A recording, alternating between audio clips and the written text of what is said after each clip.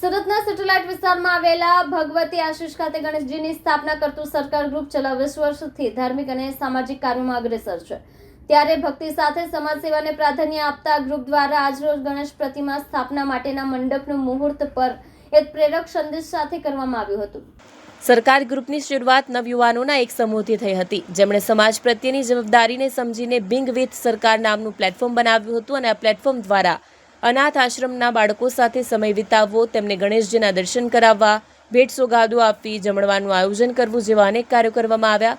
સરકાર ગ્રુપે મૂકબધિર બાળકોની શાળાઓ અને સંસ્થાઓમાં જઈને જરૂરી વસ્તુઓ, આધુનિક યાંત્રિક સાધનો અને અન્ય સહાય પૂરી પાડી। આ ઉપરાંત શિક્ષણથી વંચિત બાળકો માટે ખાસ પહેલ કરવામાં આવી, જે બાળકો આર્થિક તકલીફોને કારણે શાળાએ જઈ શકતા ન હતા, તેમના વસ્તી વિસ્તારમાં કામચલાઉ કેબિન અને શિક્ષકોની વ્યવસ્થા કરીને શિક્ષણ પૂરું પાડવામાં આવ્યું। જે બાળકો શાળાએ જઈ શકતા હતા પરંતુ ટ્રાન્સપોર્ટની સુવિધા ન હતી, તેમને માટે ટ્રાન્સપોર્ટ, સ્ટેશનરી અને પુસ્તકોની વ્યવસ્થા કરવામાં આવી। એક વખત સરકાર ગ્રુપે એક સરકારી શાળાને 1 વર્ષ માટે દત્તક લઈને 10-12 શિક્ષકોના પગાર અને અન્ય ખર્ચ પૂરા પાડ્યા હતા। આ સફર દરમિયાન લોકોનો સહયોગ વધતો ગયો અને આજે આ ગ્રુપે વરદાન ચેરિટેબલ ટ્રસ્ટ તરીકે સોસાયટી એક્ટ હેઠળ રજિસ્ટર્ડ ટ્રસ્ટની સ્થાપના કરી છે।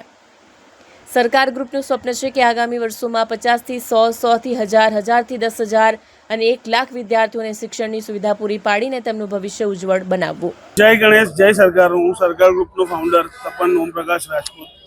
આજનો અમારો વિષય અને મુદ્દો પંડાલ પૂજનનો હતો અને અમારા સરકારની આગમનની ડેટ અમે જે રિવીલ કરવાના છે અને આજનો અમે જે પંડાલ પૂજન છે તે અમે જે ચેરિટી કરીએ છીએ, જે અનાથ બાળકો છે જેને અમે ટ્રાન્સપોર્ટેશન શિક્ષા માટે પ્રોવાઈડ કરીએ છીએ, એવા બાળકોના હસ્તકે અમે અમારું પંડાલ પૂજન કરાયું છે અને અમે એ પંડાલ પૂજન જે બાળકોના હાથે કરાયું છે, જે છોકરાઓ અનાથ છે, જેના મા બાપ નથી, એવા છોકરાઓ હસ્તક અમે પંડાલ પૂજન કરાવીને સમાજને એક એટલો જ મેસેજ આપવા માંગીએ છીએ કે સમાજમાં દરેક વ્યક્તિમાં જે છોકરાઓના મા બાપ નથી, જે અનાથ છે, એવા છોકરાઓને આપણે આવકારીએ, આચરીએ અને સમાજને આગળ વધારીએ।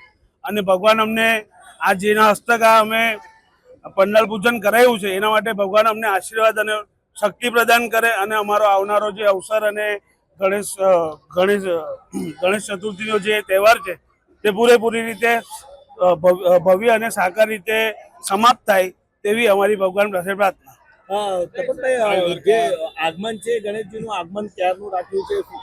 અમે ગણેશજીનું આગમન, સરકાર ગ્રુપનું જે આગમન છે 17 ઓગસ્ટ રવિવારે સાંજે 7:30 વાગે રામચોક મંદિરથી કરીશું અને જે શોભાયાત્રા ત્યાંથી નીકળીને અહીંયા ભગવતી આશીષ સુધી પહોંચશે।